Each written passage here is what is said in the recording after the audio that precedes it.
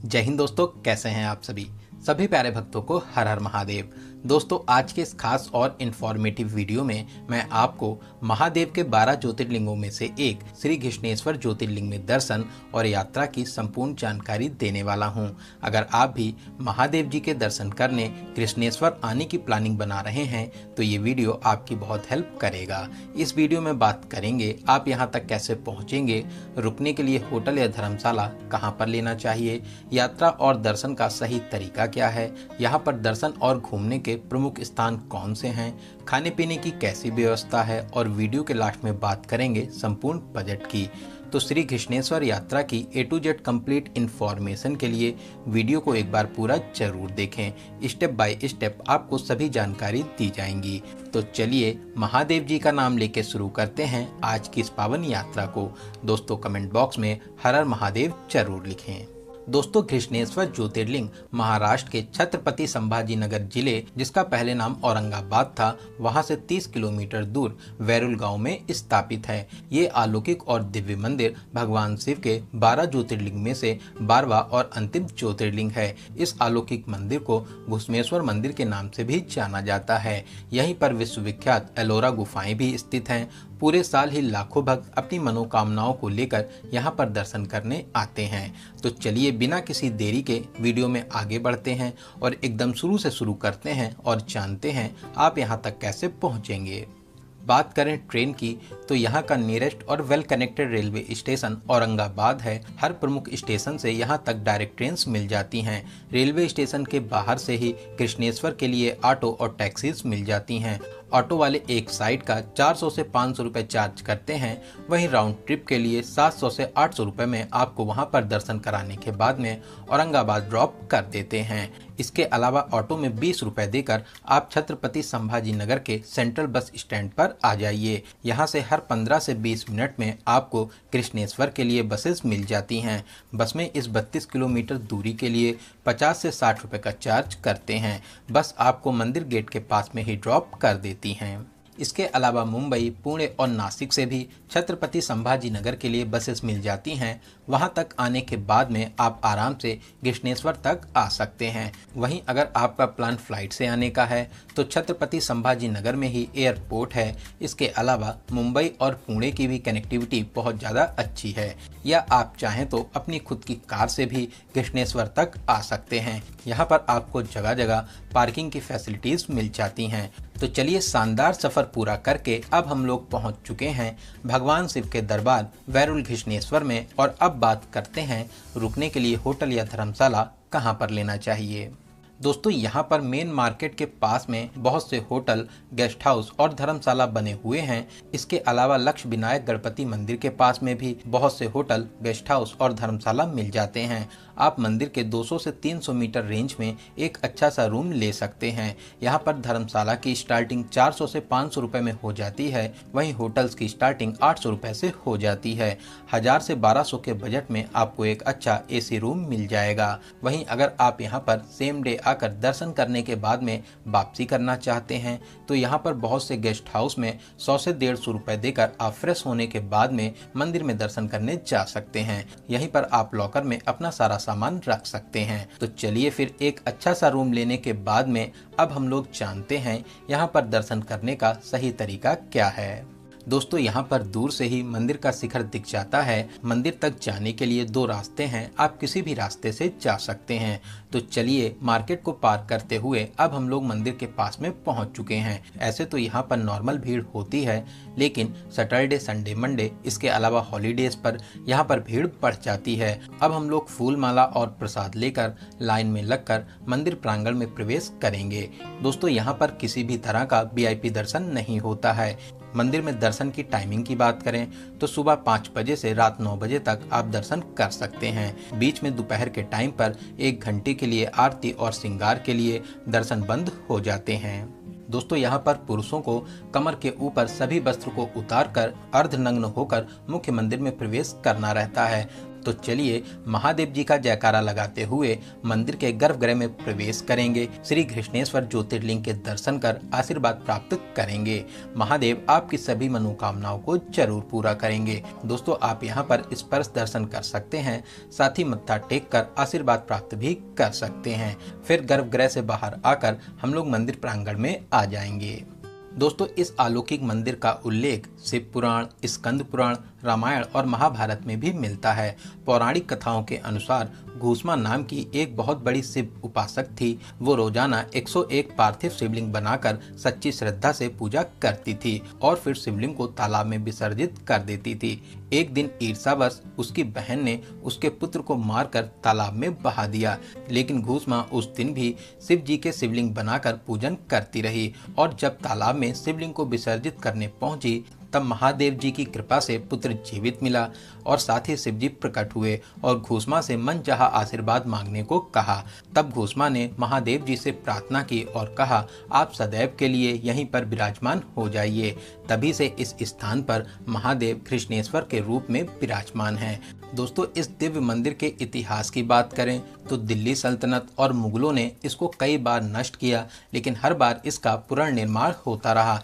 मराठा साम्राज्य में मालोजी भोसले जी ने इसका जीर्णोद्धार किया और फिर वर्तमान स्वरूप को 1729 में इंदौर की महारानी गौतमबाई होलकर जी ने बनवाया। फिर अहिल्याबाई होलकर और उसके बाद में समय समय पर मंदिर को और विकसित किया जाता रहा। दोस्तों, ऐसे तो यहाँ पर सभी मनोकामनाएं पूरी होती हैं, लेकिन संतान प्राप्ति के लिए दूर दूर से लोग यहाँ पर पूजन कराने आते हैं, तो आप भी यहाँ पर विशेष पूजन करा सकते हैं।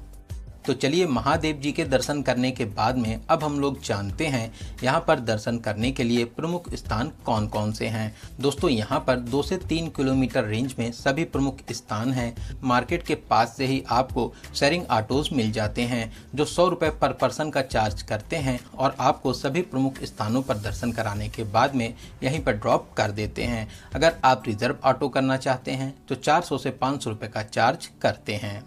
तो चलिए सबसे पहले हम लोग चलेंगे श्री विश्वकर्मा मंदिर और शिवलिंग मंदिर, जो यहाँ से लगभग 2 किलोमीटर दूर स्थित है। दोस्तों, सामने आप विश्वकर्मा मंदिर देख रहे हैं जो बहुत ही भव्य और प्यारी शैली में बना हुआ है। यहाँ पर आप भगवान विश्वकर्मा जी के दर्शन कर आशीर्वाद प्राप्त कर सकते हैं। यहीं पास में ही शिवलिंग मंदिर है जिसके शिखर पर विशाल शिवलिंग स्थापित है, जिसको देखकर आपका मन खुश हो जाएगा। इस अलौकिक मंदिर में 12 ज्योतिर्लिंग स्थापित हैं। आप सभी के दर्शन कर सकते हैं।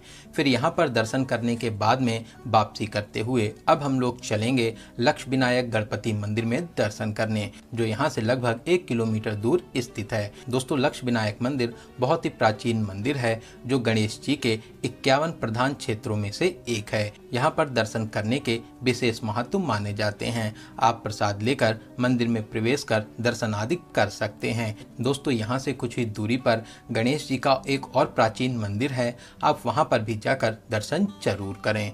तो गणेश मंदिर में दर्शन करने के बाद में अब हम लोग चलेंगे अहिल्याबाई होलकर शिवालय तीर्थ कुंड। दोस्तों, ये वही पवित्र कुंड है जहां पर शिव भक्त घूसमा 101 पार्थिव शिवलिंग बनाकर पूजन करने के बाद में विसर्जित करती थी। ये एक सीढ़ीनुमा विशाल कुंड है। कुंड में बहुत से मंदिर बने हुए हैं। यहाँ पर आप बहुत से शिवलिंग के दर्शन भी कर सकते हैं। भक्त अपनी श्रद्धा के अनुसार यहाँ पर स्नान भी करते हैं। तो आप यहाँ पर कुछ देर जरूर बैठें, आपको यहाँ पर बहुत शांति मिलेगी। तो चलिए यहाँ पर दर्शन करने के बाद में अब हम लोग चलेंगे यहाँ के बहुत ही फेमस और ऐतिहासिक प्लेस एलोरा केव्स, जो घृष्णेश्वर मंदिर से लगभग 1.5 किलोमीटर दूरी पर स्थित है।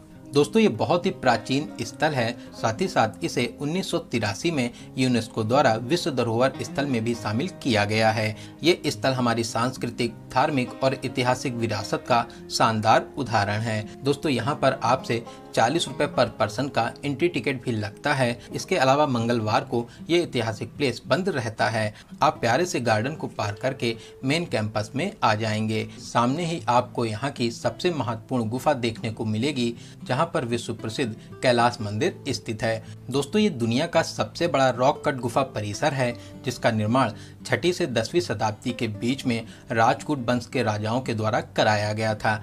यहाँ पर 100 से अधिक गुफाएं हैं, जिसमें से लोगों के लिए 34 गुफाएं खोली गई हैं।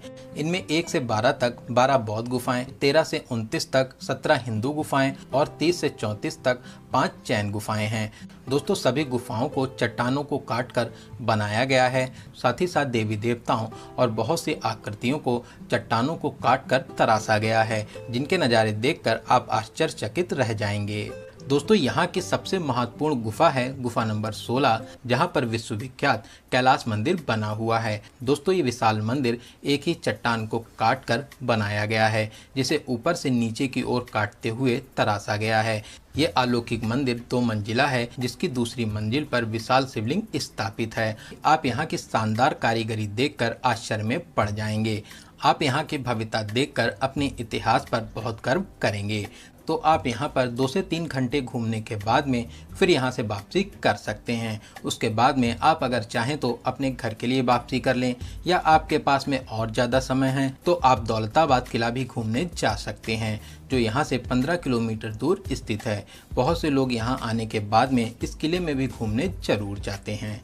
तो चलिए दोस्तों, अब हम लोग बात करते हैं यहाँ पर खाने पीने की कैसी व्यवस्था है। दोस्तों, यहाँ पर मेन मार्केट में ही आपको बहुत से छोटे बड़े रेस्टोरेंट मिल जाएंगे, जहाँ पर आप नॉर्मल बजट में खाना पीना कर सकते हैं। यहाँ पर आपको खाने पीने की कोई भी प्रॉब्लम नहीं होगी। बात करें यहाँ पर आने का सबसे अच्छा समय कौन सा है। दोस्तों, ऐसे तो आप पूरे साल ही कभी भी यहाँ पर दर्शन करने आ सकते हैं। इसके अलावा अक्टूबर से अप्रैल तक का समय सबसे अच्छा समय रहता है। इसके अलावा मानसून और सावन में भी यहाँ पर रिकॉर्ड तोड़ भीड़ होती है। बात करें आपको कितने दिनों का प्लान बनाना चाहिए। दोस्तों, ऐसे तो मैक्सिमम लोग सुबह यहाँ पर आ जाते हैं, पूरा दिन दर्शन और घूमने के बाद में शाम को यहाँ से वापसी कर लेते हैं। इसके अलावा अगर आप चाहें तो यहाँ पर एक नाइट का स्टे भी कर सकते हैं। बात करें सबसे जरूरी क्वेश्चन बजट की, कितने बजट में आप इस पावन यात्रा को पूरा कर लेंगे। दोस्तों, अगर आप सेम डे आकर रिटर्न हो जाते हैं तो 800 से 1000 रुपये प्लस ट्रेन टिकट पर पर्सन के बजट में बहुत ही आराम से इस पावन यात्रा को पूरा कर लेंगे। वहीं अगर आप यहां पर एक नाइट का स्टे करते हैं और आप 2 से 3 लोग हैं तो 3000 से 4000 प्लस ट्रेन टिकट, इतने बजट में बहुत ही अच्छे तरीके से इस पावन यात्रा को पूरा कर लेंगे।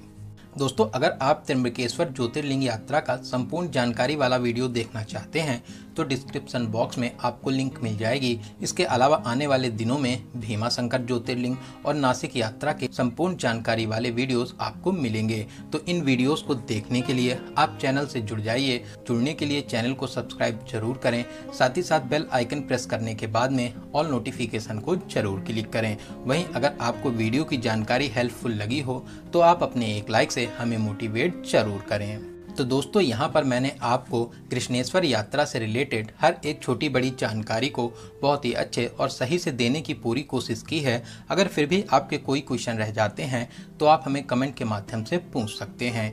दोस्तों, आपको ये वीडियो कैसा लगा और आप इस वीडियो को कहाँ से देख रहे हैं, कमेंट बॉक्स में जरूर बताइएगा। तो चलिए दोस्तों, अब मिलते हैं किसी ऐसे ही इन्फॉर्मेटिव वीडियोस में। तब तक आप अपना और अपने परिवार का बहुत ज़्यादा ख्याल रखें। आपकी यात्रा सफल, सुगम और मंगलमय हो। जय हिंद, जय भारत, हर हर महादेव।